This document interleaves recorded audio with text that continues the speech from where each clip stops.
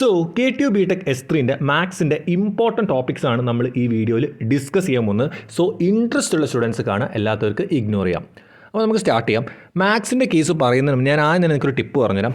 നിങ്ങളുടെ 3 മാർക്സിൻ്റെ ക്വസ്റ്റ്യൻസ് ഉണ്ടാവുമല്ലോ യൂണിവേഴ്സിറ്റി എക്സാമിനേഷൻ്റെ 3 മാർക്സിൻ്റെ ക്വസ്റ്റ്യൻസിന് നിങ്ങൾക്ക് ഏകദേശം നിങ്ങളുടെ പ്രീവിയസ് ഇയർ മിനിമം നിങ്ങൾ എന്ത് ചെയ്യുക, ഒരു 4 പ്രീവിയസ് ഇയർ ഇപ്പം നമ്മുടെ KT നോട്ട്സ് സൈറ്റിലൊക്കെ പോയി കിട്ടും. 4 പ്രീവിയസ് ഇയർ മിനിമം 4 വരെ ഒരു 3 പ്രീവിയസ് ഇയർ പ്രീവിയസ് ഇയർ എടുത്തിട്ട് അതിലുള്ള ടോട്ടൽ എത്ര ക്വസ്റ്റ്യൻ, ഒരു 30 ചോദ്യങ്ങളുണ്ടാവും. 4 പ്രീവിയസ് 40 ചോദ്യമാണെങ്കിൽ കുഴപ്പമില്ല. 3 പ്രീവിയസ് ഇയറിലെ മിനിമം ഒരു 30 ചോദ്യം മനസ്സിലാക്കി ചെയ്ത് കഴിഞ്ഞാൽ നിങ്ങളുടെ 3 മാർക്സ് ക്വസ്റ്റ്യൻ്റെ ആ സെക്ഷൻ, അത് പാർട്ട് എൻ്റെ അകത്ത് നിങ്ങൾക്ക് മിനിമം എത്ര മാർക്ക് കിട്ടും, ഒരു 24 to ഒരു 30. അതിൻ്റെ ഇടയിൽ ഏതെങ്കിലും ഒരു മാർക്ക് ഷുവറാണ്. ഓക്കെ, നന്നായിട്ട് പഠിക്കാണ്ട് 30 കിട്ടും, അല്ലെങ്കിൽ 24 കിട്ടും. പക്ഷേ നിങ്ങൾ എന്ത് ചെയ്യുക, 3 വർഷത്തെ പ്രീവിയസ് ഇയർ എടുക്കുക. ആ 3 വർഷത്തെ പ്രീവിയസ് ഇയർ എടുത്തിട്ട് 3 മാർക്സ് ക്വസ്റ്റ്യൻ നല്ല വൃത്തിക്ക് മനസ്സിലാക്കി ചെയ്ത് പഠിക്കുക. അത് പഠിച്ചു കഴിഞ്ഞാൽ ആ 3 മാർക്കിൻ്റെ കാര്യം ഏകദേശം ഓക്കെ ആയിരിക്കും, ഉറപ്പാണ്. അപ്പോൾ നിങ്ങൾ അത് വൃത്തിക്ക് പഠിക്കണം. പഠിക്കുമ്പോൾ വൃത്തിക്ക് പഠിക്കണം, അല്ലാതെ ബൈഹാർട്ടാക്കി പോകരുത്. ഒരു ഐഡിയ ഒക്കെ വെച്ചിട്ട് പഠിച്ചു നോക്കാം. ഓക്കെ, 3 മാർക്സ് ക്വസ്റ്റ്യൻ സെറ്റാക്കിയാൽ നമുക്ക് ഓൾറെഡി ഒരു 50% അല്ലെങ്കിൽ ഒരു 40% ഐഡിയാസ് അവിടെ കിട്ടി. ഇനി നമ്മൾ നമ്മുടെ മൊഡ്യൂൾസിലോട്ട് പോകണം. അപ്പോൾ ഒരു കാര്യം ഞാൻ ആദ്യം പറയാം. മക്കളെ, നിങ്ങൾ BTech പാസ്സാവാൻ പഠിക്കുന്ന കുട്ടികളാണെങ്കിൽ തന്നെ മിനിമം ഒരു 3 മൊഡ്യൂൾ കോൺഫിഡൻ്റ് ആയിട്ട് പഠിച്ചിട്ട് പോട്ടോ. 3 മൊഡ്യൂൾ കോൺഫിഡൻറ്റും 2 മൊഡ്യൂളിലെ ഇമ്പോർട്ടൻറ്റ് ടോപ്പിക്സും പഠിക്കുക. 3 മൊഡ്യൂൾ നല്ല തറോ, ബാക്കി 2 മൊഡ്യൂൾ ഇമ്പോർട്ടൻറ്റ് പഠിച്ചാൽ മതി. പിന്നെ ഈ വീഡിയോനകത്ത് ഇമ്പോർട്ടൻറ്റ് ടോപ്പിക്സ് എന്ന് ഉദ്ദേശിക്കുന്നത് നിങ്ങൾ ഈ ടോപ്പിക്സ് ഒരിക്കലും സ്കിപ്പ് ചെയ്യാൻ പാടില്ല എന്നാണ്. ഓക്കെ, ഫസ്റ്റ് മൊഡ്യൂൾ നിങ്ങൾ ഒരിക്കലും സ്കിപ്പ് ചെയ്യാൻ പാടില്ലാത്ത ഇമ്പോർട്ടൻറ്റ് ടോപ്പിക് എന്ന് പറഞ്ഞാൽ മെയിനായിട്ട് ഈ Charpit's method of separation of variables. ഇതിൻ്റെ അകത്ത് ചോദ്യങ്ങൾ ചോദിക്കാൻ വളരെ കൂടുതലാണ് ചാൻസ്. അപ്പോൾ ഈ സംഭവം വൃത്തിക്ക് പഠിക്കുക. ഞാൻ ബേസായിട്ട് ഒരു കാര്യം പറ്റേ പാർഷ്യൽ ഡിഫറൻഷ്യൽ ഇക്വേഷൻ എന്താണെന്ന് പഠിക്കുക. അത് ബേസായിട്ട് സോൾവ് ചെയ്യാനുള്ള മെത്തേഡ് പഠിച്ചതിന് ശേഷം ഈ 2 മെത്തേഡ്സ് വളരെ കൃത്യമായിട്ട് പഠിക്കുക. Okay, method of separation of variable, അതിൻ്റെ ബൗണ്ടറി വാല്യൂ പ്രോബ്ലംസ്, ഈ ചാർപിറ്റ്സ് മെത്തേഡ്, ഈ കാര്യങ്ങൾ മിസ് ചെയ്യരുത്. ഷുവറായിട്ടും അതിൽ നിന്നൊരു ചോദ്യം വരും. ഓക്കെ, അപ്പോൾ ഇനി നമ്മൾ രണ്ടാമത്തെ മൊഡ്യൂളിലേക്ക് പോകുന്നതിന് മുന്നേ എനിക്ക് ഹൈലി യൂസ്ഫുൾ ആയിട്ടൊരു കാര്യമുണ്ട്. ഇൻട്രസ്റ്റ് ഉള്ളവർ മാത്രം നോക്കുക. അപ്പോൾ ഫ്രാങ്ക്ലിൻസ് ലെക്ചേഴ്സിൻ്റെ S3 ക്രാഷ് ബാച്ചിനെ കുറിച്ചാണ് പറയാൻ പോകുന്നത്. ഡീറ്റെയിൽസും കാര്യങ്ങളും നമ്പേഴ്സും കാര്യങ്ങളൊക്കെ കൊടുത്തിട്ടുണ്ട്. നിങ്ങൾക്ക് എന്ത് ഡൗട്ടുണ്ടെങ്കിലും വിളിച്ച് ചോദിക്കാൻ പറ്റും. സോ ഒരു സബ്ജക്റ്റിന് വരുന്നത് 1500 റുപ്പീസാണ്. സോ ഇൻട്രസ്റ്റ് ഉള്ള സ്റ്റുഡൻറ്റ്, അത്യാവശ്യം ബേസിക്സും കാര്യങ്ങളൊക്കെ ഉണ്ടെങ്കിൽ നിങ്ങൾക്ക് ഈ കോഴ്സ് എടുക്കുന്നതിന് ബോത്തായിരിക്കും. ഒരു കാര്യം ഞാൻ വീണ്ടും പറഞ്ഞത്, ഇത് എടുത്തുകൊണ്ട് നിങ്ങൾക്ക് ഒരിക്കലും ഫുൾ മാർക്കോ അല്ലെങ്കിൽ വലിയ ടോപ്പ് ഗ്രേഡൊന്നും അടിക്കാൻ പറ്റില്ല. നിങ്ങൾക്ക് പാസ്സാവാനുള്ള ടോപ്പിക്സിനെ സഹായിക്കും. ഓക്കെ, അപ്പോൾ നിങ്ങൾ അവസാന നിമിഷത്തിൽ ഇൻട്രസ്റ്റ് എടുക്കുക. ഇനി നമ്മൾ പറയാൻ പോകുന്നത് നിങ്ങളുടെ മൊഡ്യൂൾ 2 ഈ മൊഡ്യൂൾ 2 പഠിക്കുന്നതിന് മുന്നേ ആദ്യം തന്നെ നിങ്ങൾ ചെയ്യേണ്ട ഒറ്റ കാര്യം, 1 dimensional heat equation derivation, 1 dimensional wave equation derivation കൃത്യമായിട്ട് പഠിച്ചു വെച്ചോ. കൃത്യമായിട്ട് ഈ 2 ടോപ്പിക്ക് ആദ്യം മൊഡ്യൂൾ 2 ഒന്ന് നോക്കണം. മൊഡ്യൂൾ 2 കയറുക, ഈ 2 ടോപ്പിക്കിൻ്റെ ഡെറിവേഷൻ നല്ല സിസ്റ്റമാറ്റിക് ആയിട്ട് പഠിക്കുക. നിങ്ങൾ പലരും ചോദിക്കുക ഹീറ്റോ വേവോ പഠിച്ചത്.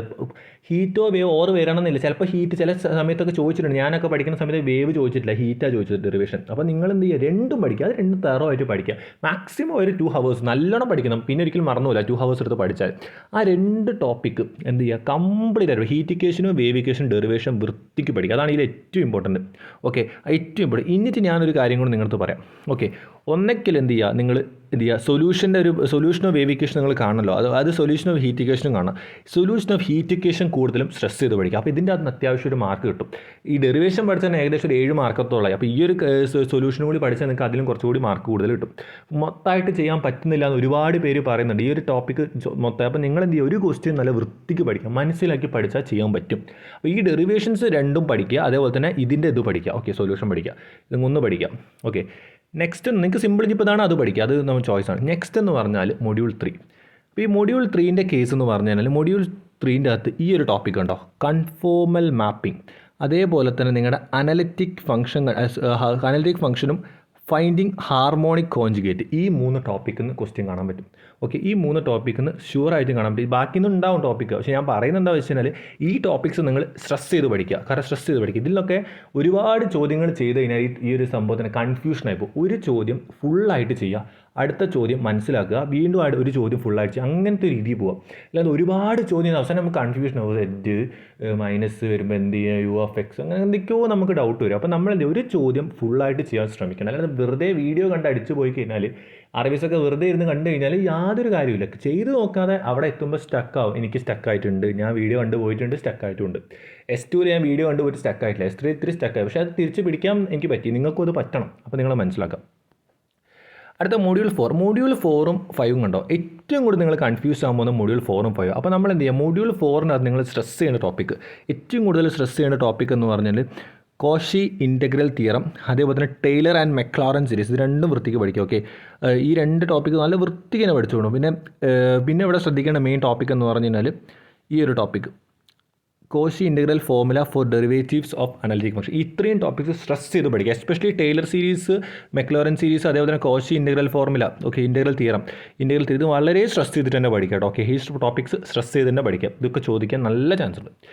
അടുത്തെന്ന് പറഞ്ഞു കഴിഞ്ഞാൽ നമ്മൾ ഫൈനൽ മോഡ്യൂളിലെത്തി. ഫൈനൽ മോഡ്യൂളിൻ്റെ അകത്ത് നിന്ന് നിങ്ങൾക്ക് ഇവിടെ എന്താ ചോദിക്കുക, ലോറൻസ് സീരീസ് മിസ് ചെയ്യരുത്. ലോറൻസ് സീരീസിൻ്റെ പ്രോബ്ലംസ്, ലോറൻസ് സീരീസിൻ്റെ കാര്യങ്ങൾ മിസ് ചെയ്യരുത്. ലോറൻസ് സീരീസിന് ചോദ്യം ഉറപ്പാണ്. ലോറൻസ് സീരീസ് മിസ് ചെയ്യരുത്. വീണ്ടും പറയണം, ലോറൻസ് സീരീസ് മിസ് ചെയ്യരുത്.